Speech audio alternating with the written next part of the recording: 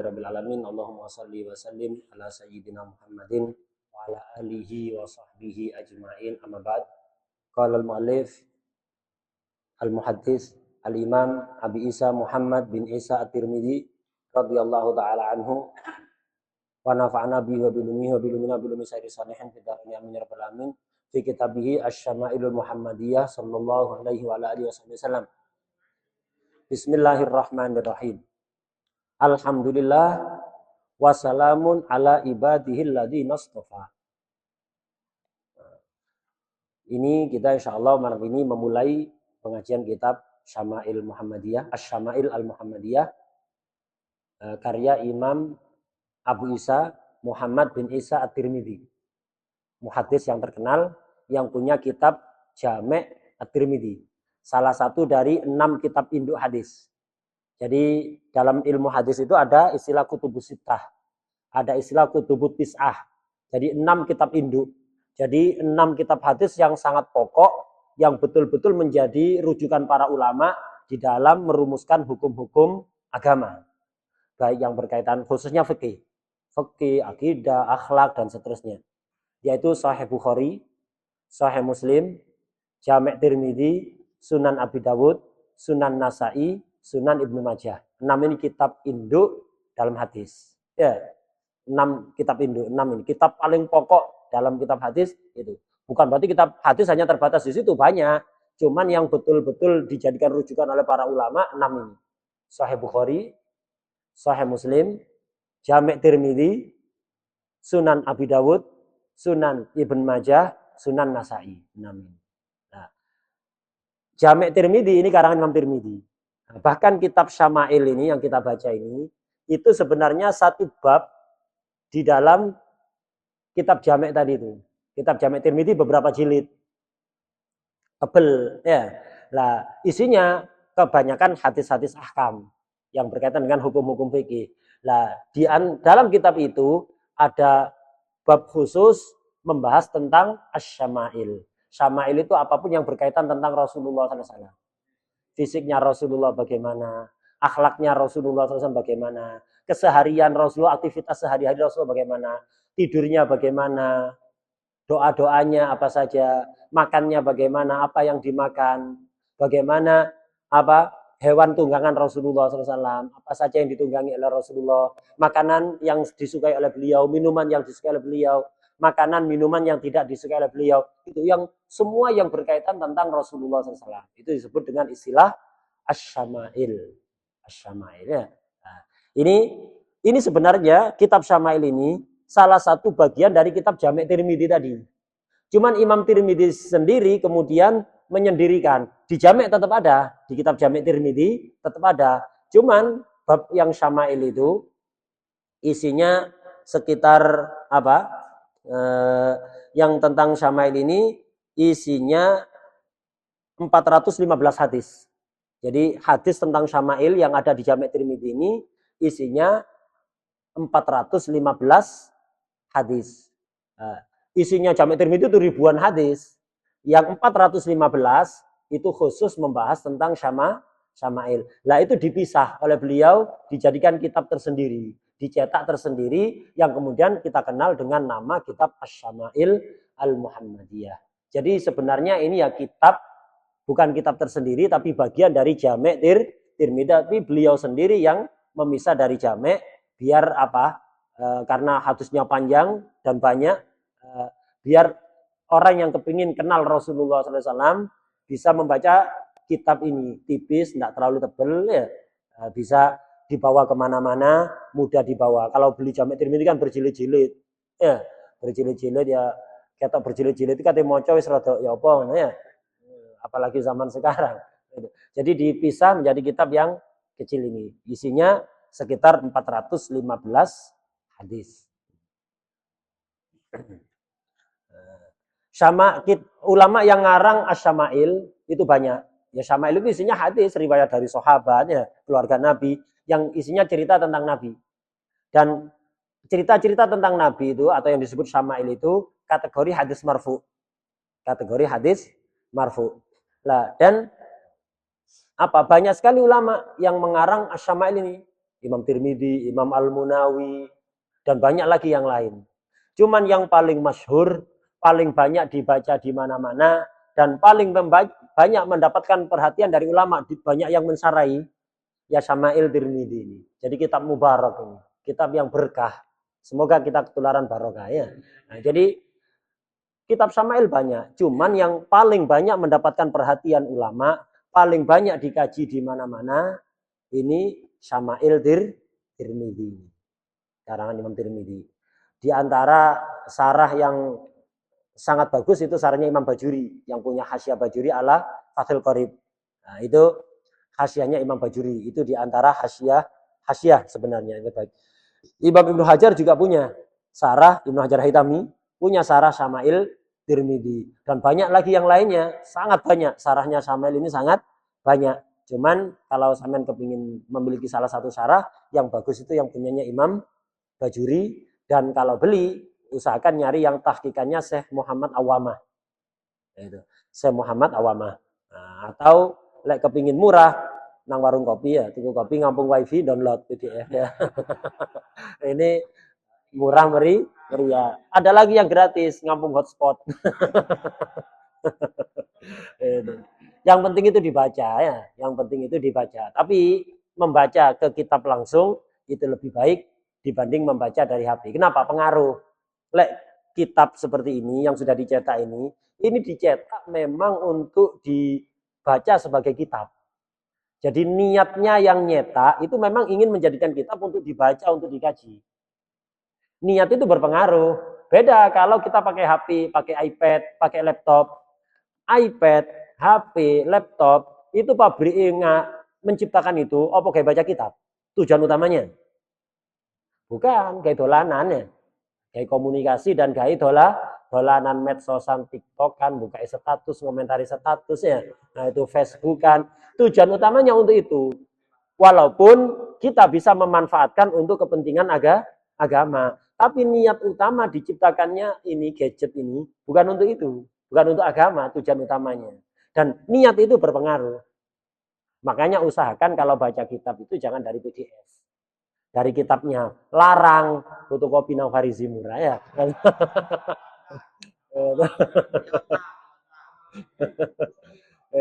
Jadi fotokopi itu murah ya. Fotokopi.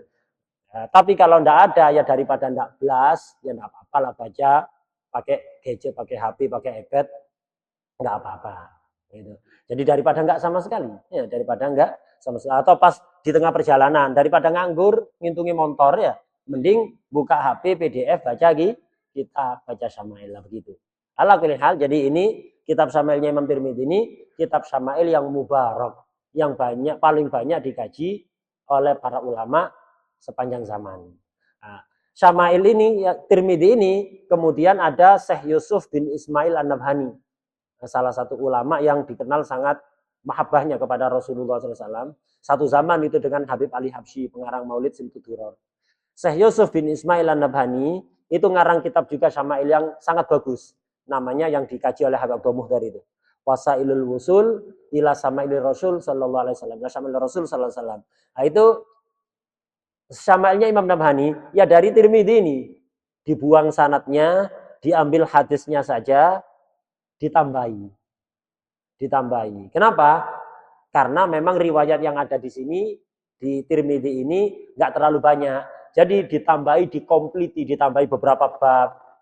Jadi di Wasailul Wusul Nabhani itu apa?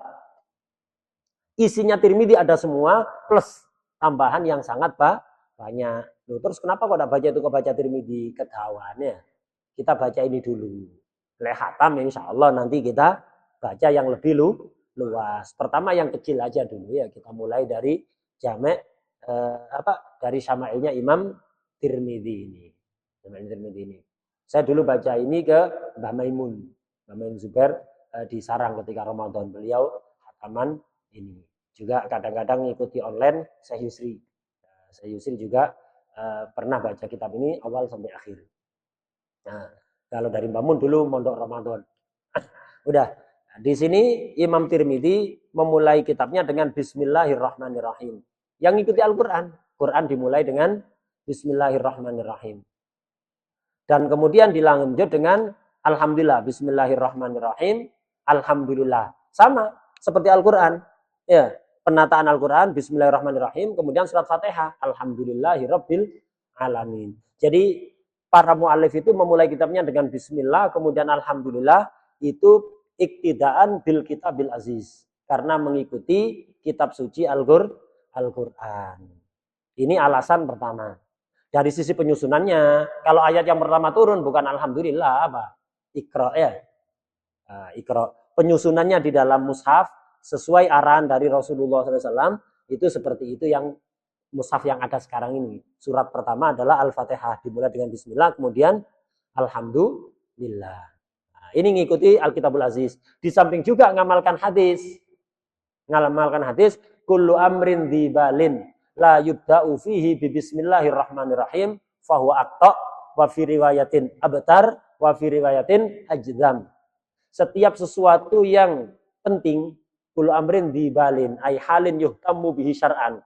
Setiap sesuatu yang dianggap penting oleh syara, kok tidak dimulai dengan bismillah, maka aqta, seperti orang enggak punya tangan kaki. Atau ajdam, seperti orang yang punya penyakit judam. Atau abtar, sama orang yang enggak punya tangan kaki. Ya. Maksudnya apa? Kurang barokah. Sesuatu yang dianggap penting secara syara, kalau tidak dimulai dengan bismillah, maka kurang barokah. Membaca bismillah untuk hal yang penting dalam syariat, itu ada yang wajib. Seperti kalau baca Fatihah di dalam sholat, wajib dimulai dengan bismillahirrahmanirrahim. Ada yang sunnah, ya untuk setiap hal yang penting. Selain yang wajib itu tadi ya, hukum asalnya baca bismillah itu adalah sunnah untuk setiap sesuatu yang penting. Kecuali kalau penting menurut syariat, tapi sudah ada permulaannya sendiri kayak khutbah. Khutbah itu dimulai dengan alhamdulillah, enggak usah pakai bismillah ya. Khutbah Jumat, bismillahirrahmanirrahim, alhamdulillah, enggak usah. Syariat sudah ngatur permulaan khutbah itu dengan alhamdulillah, jadi enggak usah pakai bismillah, enggak sunnah bismillah ketika khutbah. Kemudian mulai zikir, murni zikir, itu juga ada sunat bismillah, langsung aja zikir. Mau zikir la ilaha illallah, enggak usah pakai bismillah, langsung aja zikir mahat istilahnya. Bismillah juga bisa haram. Kapan? Kalau akan memulai sesuatu yang haram lidzatihi. Katim begal bismillah. Katim begal bismillah ya.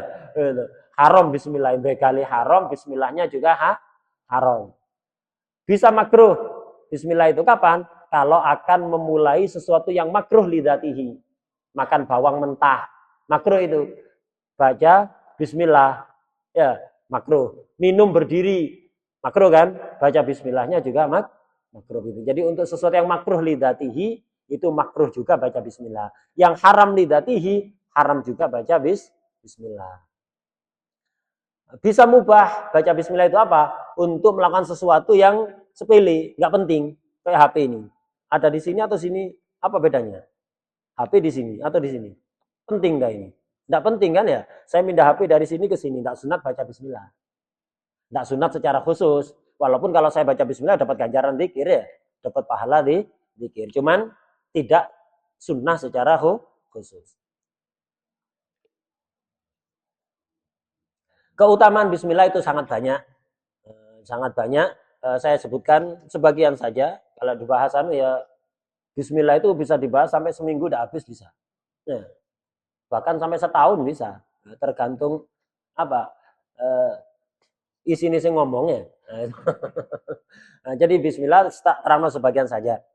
Banyak keutamaan bismillah. Di antaranya adalah Rasulullah SAW bersabda, khairun nas wa khairu mayyamshi ala wajil ardi al-muallimun.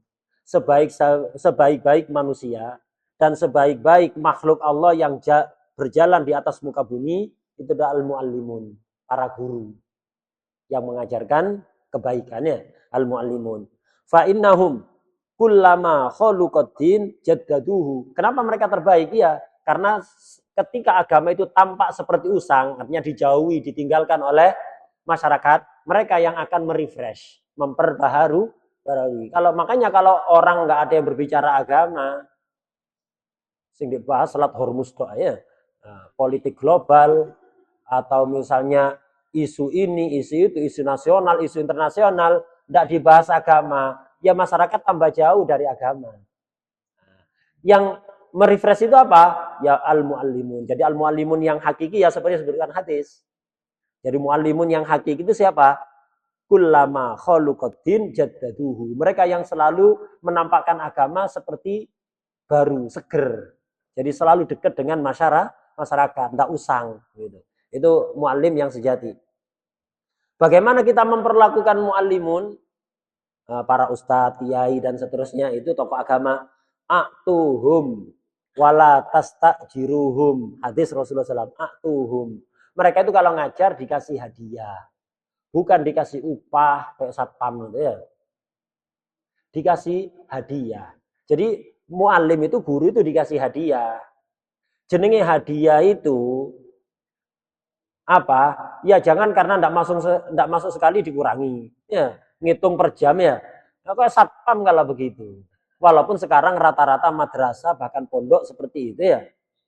Rasulullah tidak begitu. A'tuhum wala tastajiruhum. Nah, dan yang saya tahu yang menerapkan seperti ini dari pondok itu Dalwa, yang saya tahu. Jadi guru itu dikasih hadiah. Jadi walaupun masuknya full atau ada liburnya, tetap dikasih. Karena itu bukan bayaran. Itu hadiah. Kalau bayaran tidak bisa dibayar ilmu itu. Dalam hadis baginda Rasulullah SAW bersabda apa? Sunnatul fajr khairun minat dunya wa ma fiha. Salat qobliyah subuh itu lebih bernilai, lebih berharga dibanding dunia seisinya. Ya, dibanding dunia seisinya. Kurang triliun tidak bisa dihitung itu ya. Dunia seisinya. Jadi sampean ketika dikasih taufik oleh Allah untuk bisa melaksanakan sholat sunat qobliyah subuh, itu sampean memiliki pahala yang lebih istimewa di sisi Allah daripada dunia seisinya. Jadi nggak usah sampean ngiri kepada orang-orang kaya yang dikasih kelebihan dalam harta. Sampean lebih kaya. Kenapa? Habis melakukan sholat qobliyah subuh. Lagi sholat qobliyah subuh. Afdal mana ilmu dibanding sholat sunat? Sering kan kita dengar menghadiri majelis ilmu sesaat afdal daripada sholat sunat 1000 rakaat ya. Lah ini kalau sholat sunat fajar 2 rakaat saja itu afdal minat dunia wa ma fiha, apalagi pengajiannya. Tidak bisa diukur. Karena itu apa? Rasulullah mengatakan a'tuhum wala tasajirum, jangan dijadikan upah. Jadi guru itu jangan diupah kayak satpam, kayak pegawai pabrik gitu ya. Nah, itu. Bukan begitu. Jangan dikasih upah, atiyah, hadiah. Sehingga ya ojo di apa? Gara-gara tidak masuk sekali dipotong sekian. Ya. Atau telat dipermasalahkan. Telat, bayarannya pol. Bayarannya sak piro sih? Dunia seisinya loh tidak bisa membalas ngajar setengah jam ya. Itu. Ngajar setengah jam. Mungkin guru telat ditegur. Tidak apa-apa, ditegur jangan begitu. Kenapa? Nanti jadi contoh yang nggak baik untuk murid. Begitu, jangan pernah nyenggung-nyenggung. Pokoknya telat, bayarannya full.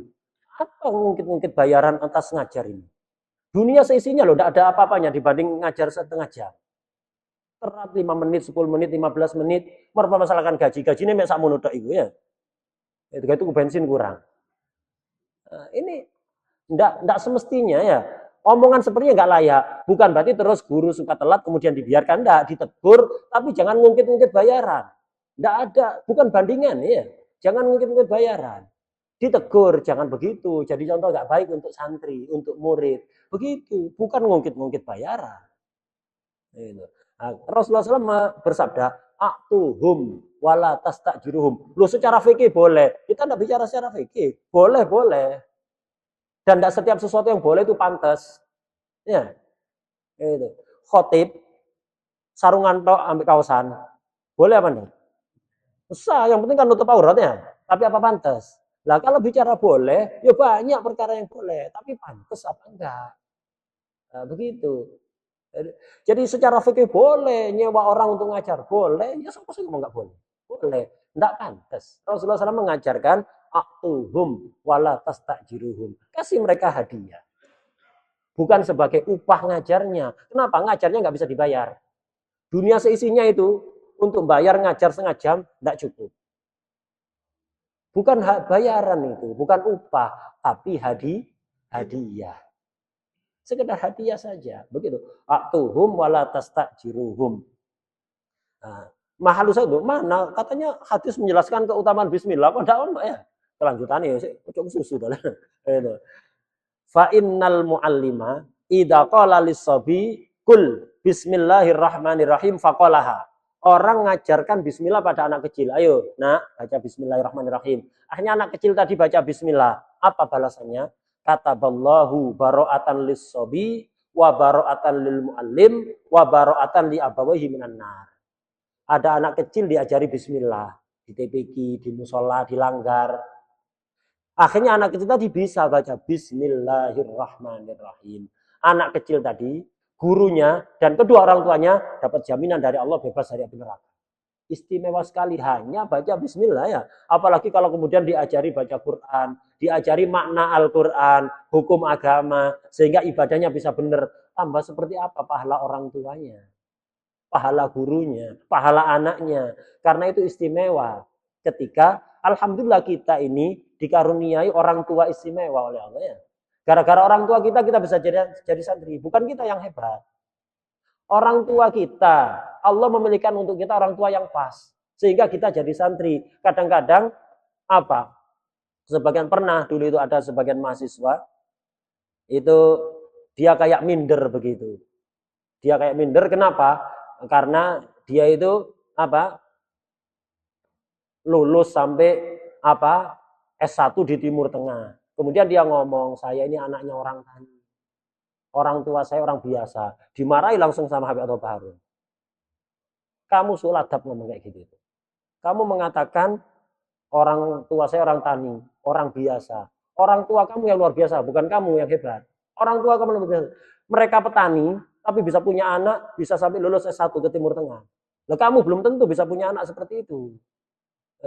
Jadi jangan kemudian nganggap sepele orang tua saya orang tani, orang biasa. Bukan orang biasa. Bisa punya anak santri itu berarti orang tua hebat. Istimewa. Ya. Anugerah luar biasa itu bisa punya anak jadi santri. Orang tua kita hebat, alhamdulillah kita bersyukur. Kadang-kadang kita nggak sadar kayak itu nikmatnya. Nggak pernah berterima kasih kepada orang tua kita sehingga kita bisa jadi santri. Istimewa loh. Baca bismillah loh. Seperti itu pahalanya. Apalagi kalau sampai baca Quran, apalagi kalau sampai apa mendalami ilmu agama ibadah akhir bener. Apalagi kalau bisa sampai ngajar orang lain nanti anaknya itu. Orang tua di kuburan ganjaran terus, enggak mari-mari ya. Enggak berhenti-berhenti. Karena itu jangan nganggap orang tua itu sekarang orang tani. Mereka hebat walaupun tani bisa punya anak santri begitu. Nah, jadi ini salah satu keistimewaan bismillah. Kemudian juga salah satu keistimewaan bismillah, walaupun bukan dari hadis, dikatakan oleh para ulama, barang siapa yang nulis bismillahirrahmanirrahim 113 kali di malam 1 Muharram, sudah hampir ya? Sudah hampir malam 1 Muharram. Siapa yang nulis di kertas bismillahirrahmanirrahim 113 kali, kemudian apa?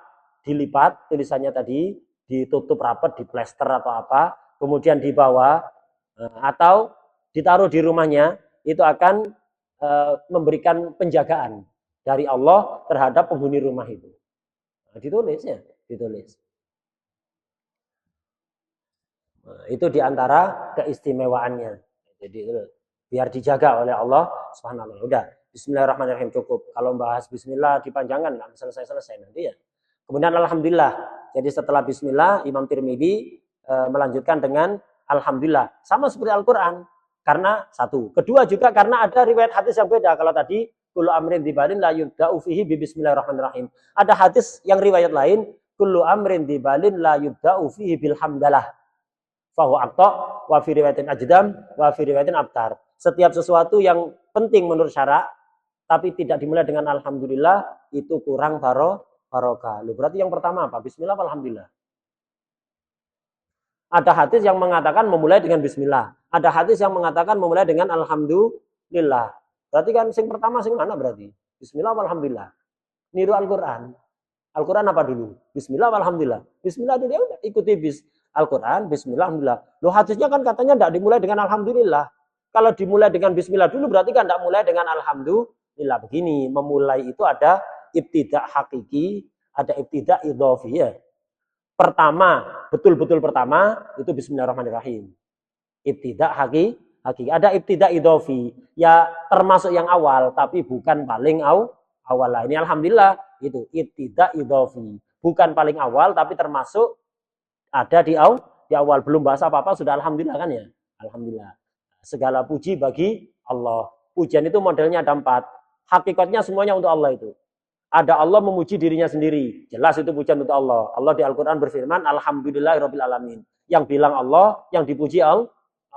Allah memuji dirinya sendiri. Jelas itu pujian untuk Allah. Kita memuji kepada Allah. Pujian pencipta kepada pencipta sendiri. Allah kepada Allah sendiri. Itu pujian untuk Allah. Kita memuji Allah. Kita membacakan Alhamdulillah. Pujian makhluk kepada Allah. Yaitu jelas untuk Allah. Ada pujian Allah pada makhluk.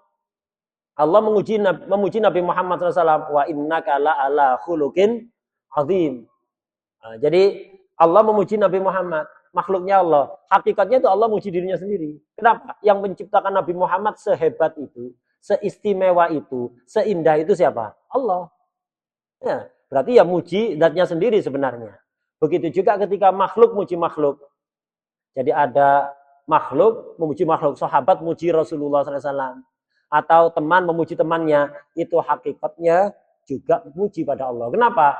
Teman ini dipuji gara-gara apa? Keindahan yang dia miliki kan. Siapa yang memberikan keindahan? Allah Subhanahu wa taala. Karena itu kalau dipuji orang ojo mekro. Ya, dipuji orang enggak usah kemudian besar kepala. Hakikatnya dia itu memuji keindahan yang ada pada sampean, yang mana keindahan itu dari Allah Subhanahu wa taala. Mereka muji kita gara-gara mereka melihat kebaikan dari kita yang itu ditampakkan oleh Allah. Dan mereka tidak melihat aib. Melihat aib, ojo salaman, diidoni sampean ya. Kalau setiap orang ditampakkan kejelekannya, tidak ada yang mau salaman. Ya, tidak ada yang mau salaman. Nah, begitu. Jadi itu makanya alhamdulillah. Kemudian dilanjutkan dengan salam. Wassalamun ala ibadihil ladzina istofa. Itu. Wassalamun alaihi selamatan iku ala ibadihi alladzina istofa. Kang milih sapa Allah ing aladin. Salam keselamatan semoga tercurahkan kepada hamba-hamba pilihan Allah. Hamba pilihan Allah yang nomor 1 siapa? Nabi Muhammad SAW. Nah, jadi dan semuanya ala ibadillah, semua hamba-hamba pilihan, anbiya wal mursalin, aulia, ulama, solihin, syuhada, muqarrabin, itu semuanya apa mendapatkan doa salam dari Imam Tirmidzi. Nah, di sini ulama itu membahas salam tanpa solawat itu makruh. Begitu juga solawat tanpa salam juga makruh. Nah ini kok salam tidak ada solawatnya.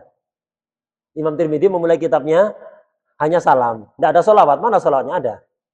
Bismillah, alhamdulillah, kemudian salam. Tidak ada solawat. Padahal ulama mengatakan solawat tanpa salam makruh. Salam tanpa solawat juga makruh. Apa jawaban untuk Imam Tirmidzi? 1. Mungkin Imam Tirmidzi termasuk ulama yang tidak berpendapat makruh. Karena memang nggak sepakat ulama. Ada yang mengatakan makruh, ada yang mengatakan tidak makruh. Ya bisa jadi Imam Tirmidzi termasuk kelompok ulama yang berpendapat tidak makruh salam saja atau sholawat saja. Itu 1. Jawaban kedua, salam makruh tanpa sholawat, sholawat makruh tanpa salam, itu tidak harus gandeng. Ini salam untuk memulai apa? Kitab kan ya? Di dalam isi kitabnya tidak ada sholawat. Nanti setiap menyebutkan sifatnya Rasulullah SAW selalu sholawat. Ya, jadi tidak makruh ya. Yang makruh itu kalau misalnya orang ceramah atau ngaji. Dari awal sampai akhir hanya ada sholawat, tidak ada salam. Atau ada salam, tidak ada sholawat. Itu makruh. Tapi kalau misalnya pembukaan hanya sholawat. Pas nutup menggunakan salam pada Rasulullah, tidak makruh. Ya, tidak makruh lah. Di sini ada salam di depan, sholawat syarat-syarat nanti ya. Setiap kali menyebutkan Rasulullah selalu bersolawat. Jadi ya apa ini? Sampaian sing opo ya. Jangan gampang-gampang mengkritik ulama.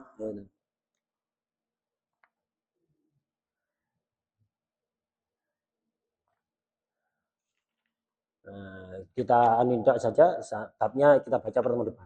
Qala Syekh Al-Hafidh Abu Isa Muhammad bin Isa bin Saurah At-Tirmidzi. Tadi sudah ada alhamdulillah, sholawat, salam. Kemudian qala Syekh. Ini dari Imam Tirmidzi sendiri apa dari muridnya ini? Ihtimal, mungkin dari muridnya, mungkin dari Imam Tirmidzi. Kalau dari muridnya jelas disebut Syekh Al-Hafidh ya. Kan pujian itu ya. Syekh Al-Hafidh pujian apa bukan? Pujian. Kalau dari muridnya yang nulis wajar kan? Qala Syekh Al-Hafidh Abu Isa Muhammad bin Isa bin Saurah At-Tirmidzi. Tapi kalau dari Imam Tirmidzi sendiri, pertama, kok kolanya di sini, kok tidak dari depan? Bismillah dulu, kemudian alhamdulillah, kemudian salam. Baru kola, kok tidak di depan? Ya biar bismillah paling depan, sesuai dengan hadis tadi ya. Alhamdulillah biar di depan, sesuai dengan hadis. Kemudian, kalau ini dari Imam Tirmidzi, kenapa sebut Syekh Al-Hafidh? Bukan dalam rangka sombong, bukan dalam rangka bangga diri, bukan dalam rangka memuji diri sendiri, enggak. Ini orang alim yang barokah. Kalau orang sombong, bangga diri tidak akan manfaat ilmunya. Ini kitab yang sangat manfaat dan barokah. Beliau menyebut dirinya Syekh Al-Hafidh ini tujuannya biar yang akan baca kitab ini mantap dengan apa yang disampaikan. Nah, jadi orang menunjukkan keistimewaannya dia li ajliddin itu tidak ada masalah. Misal sampean ingin ngajar ada di kampung kok tidak ada pengajian, padahal masyarakatnya sholatnya banyak nggak bener, wudhunya banyak nggak bener. Sampean kemudian mau ngajar di situ. Terus sampean tanya, sampean ini siapa kok mau ngajar di sini? Mau sampean cerita, mana KPDW ya? Saya tuh dulu mondok, itu alhamdulillah pernah bintang pelajar misalnya, itu kemudian begini, saya baca gitu. Nah, kalau tujuannya memuji diri sendiri jelek. Tapi kalau tujuannya biar sampean bisa menyampaikan ilmu, biar mereka mantep mau nerima sampean untuk ngajar, agar supaya syariatnya Nabi bisa menyebar pada mereka. Tidak apa-apa. Nah, Imam Tirmidzi itu seperti itu ya. Jadi menyebut diri beliau sendiri sebagai Syekh atau Al-Hafidh itu ya biar kita mantap dengan ilmu yang akan disampaikan oleh beliau. Imam Bukhari juga kadang melakukan seperti itu. Imam Bukhari. Kalau Syekh itu tidak harus usianya sepuh. Intinya orang yang Syekh itu Ustadz Kamil. Ustadz Kamil. Jadi yang ma'arifuhu kasura ma'arifuhu wa tajarubu. Banyak pengetahuannya dan banyak pengalamannya. Itu layak disebut Syekh walaupun masih muda. Jadi nggak ditentukan dengan umur. Kemudian Al-Hafidh.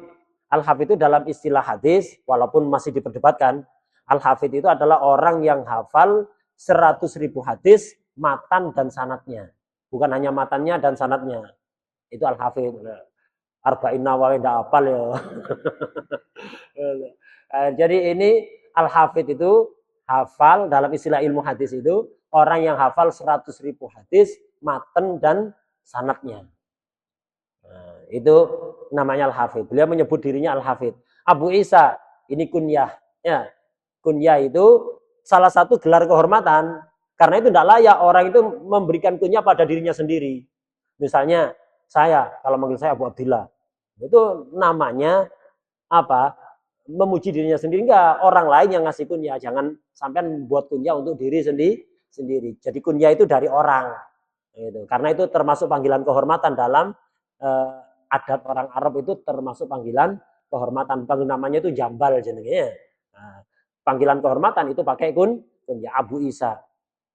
Kunyah Abu Isa itu dilarang sebenarnya oleh Rasulullah SAW. Dalam hadis Rasulullah SAW pernah ketemu orang kunyahnya itu Abu Isa. Akhirnya ditegur oleh Nabi Muhammad. Inna Isa la abalahu. Isa itu tidak punya bapak.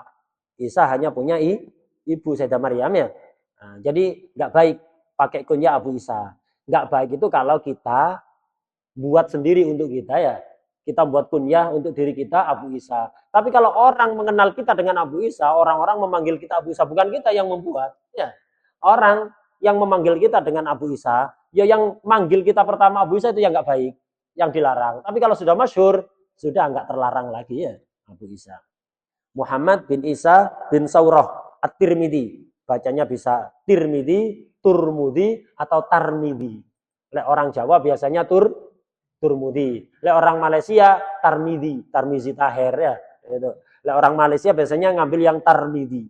Lek orang Indonesia biasanya Turmudi. Lek para masai yang sering saya dengar itu biasanya mengharokatnya Tirmidzi. Bisa dibaca 3 memang. Tirmidzi, Turmudi, Tarmidi. Indonesia ngambil Turmudi, Malaysia ngambil Tarmidi, kebanyakan masyaikh yang di Timur Tengah yang sering saya dengar seringnya nyebutnya Tirmidzi. Jadi Tirmidzi, Turmudi, atau Tarmidi.